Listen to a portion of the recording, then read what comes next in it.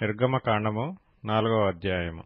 అందుకు మోషే, చిత్తగించుము, వారు నన్ను నమ్మరు, నా మాట వినరు, యెహోవా నీకు ప్రత్యక్షము కాలేదందురు అని ఉత్తరమియ్యగా, యెహోవా, నీ చేతిలోనిది ఏమిటి అని అతనిని అడిగెను. అందుకతడు, కర్ర అనెను. అప్పుడాయన నేలను దాని పడవేయమనెను. అతడు దాన్ని నేల పడవేయగానే అది పామాయెను.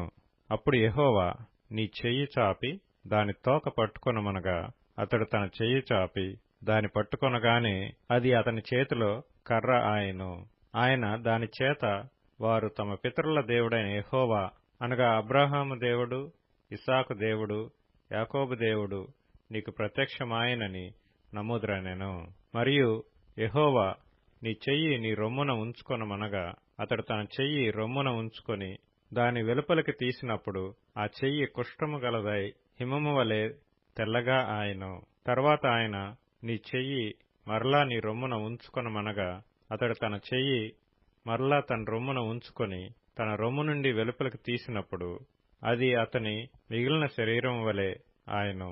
మరియు ఆయన, వారు నిన్ను నమ్మక మొదటి సూచనను బట్టి వినకపోయిన ఎడల రెండవ దాన్ని బట్టి విందురు. వారు ఈ 2 సూచనలను బట్టి నమ్మక నీ మాట వినకపోయిన ఎడల నీవు కొంచెం ఏటి నీళ్లు తీసి ఎండిన నేల మీద పోయవలెను. అప్పుడు నీవు ఏటిలో నుండి తీసిన నీళ్లు పొడి నేల మీద రక్తమగుననెను. అందుకు మోషే, ప్రభువా, ఇంతకు మునుపైనను నీవు నీ దాసునితో మాట్లాడినప్పటి నుండి అయినను నేను మాట నేర్పరిని కాను. నేను నోటి మాంద్యము నాలుక మాంద్యము గలవాడనని యెహోవాతో చెప్పగా, యెహోవా, మానవునకు నోరిచ్చినవాడు ఎవడు? మూగవానినే గాని, చెవిటివానినే గాని, దృష్టిగలవానినే గాని, గ్రుడ్డివానినే గాని పుట్టించినవాడెవడు? యెహోవానైన నేనే కదా.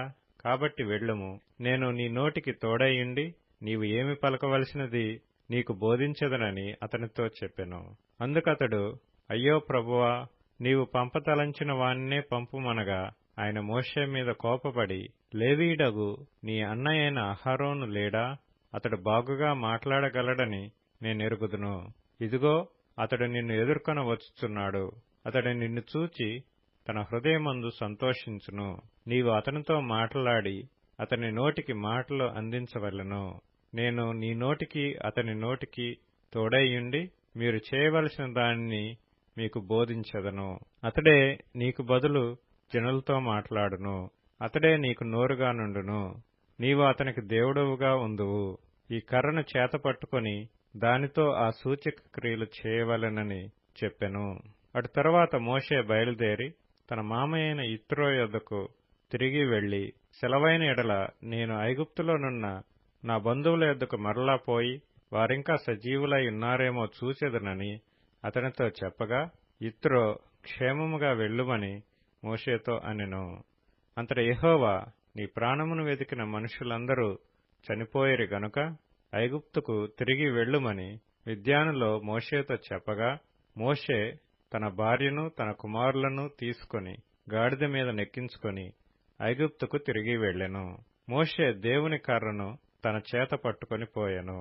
అప్పుడు యెహోవా మోషేతో ఇట్లనెను, నీవు ఐగుప్తునందు తిరిగి చేరిన తరువాత చేయుటకు నేను నీకిచ్చిన మహత్కార్యములన్నీయు ఫరో ఎదుట చేయవలెను సుమీ. అయితే నేను అతని హృదయమును కఠినపరచెదను, అతడు ఈ జనులను పోనీయడు. అప్పుడు నీవు ఫరోతో, ఇశ్రాయేలు నా కుమారుడు, నా జ్యేష్ఠపుత్రుడు, నన్ను సేవించున్నట్లు నా కుమారుని పోనిమ్మని నీకు ఆజ్ఞాపించుచున్నాను. వాని పంపనొల్లని ఎడల, ఇదిగో నేను నీ కుమారుని నీ జ్యేష్ఠపుత్రుని చంపెదనని యెహోవా సెలవిచ్చుచున్నాడని అతనితో చెప్పుమనెను. అతడు పోవు మార్గమున సత్రములో యెహోవా అతనిని ఎదుర్కొని అతన్ని చంపచూడగా, సిప్పోరా వాడిగల రాయి తీసుకొని తన కుమారునికి సున్నతి చేసి అతని పాదముల యొద్ద అది పడవేసి, నిజముగా నీవు నాకు రక్త సంబంధమైన పెనిమిటి వైతువనెను. అంతటా ఆయన అతనిని విడిచెను. అప్పుడు ఆమె, ఈ సున్నతిని బట్టి నీవు నాకు రక్త సంబంధమైన పెనిమిటి వైతువనెను.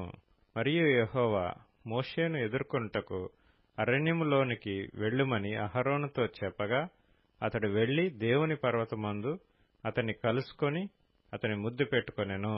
అప్పుడు మోషే తన్ను పంపిన యెహోవా పలుకుమన్న మాటలన్నిటినీ ఆయన చేయనాజ్ఞాపించిన సూచక క్రియలన్నిటినీ అహరోనుకు తెలిపెను.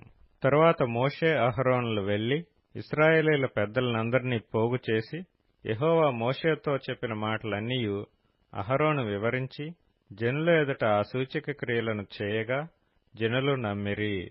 మరియు యెహోవా ఇశ్రాయేలీయులను చూడవచ్చి తమ బాధను కనిపెట్టినను మాట జనులు విని తలవంచుకొని నమస్కారము చేసిరి.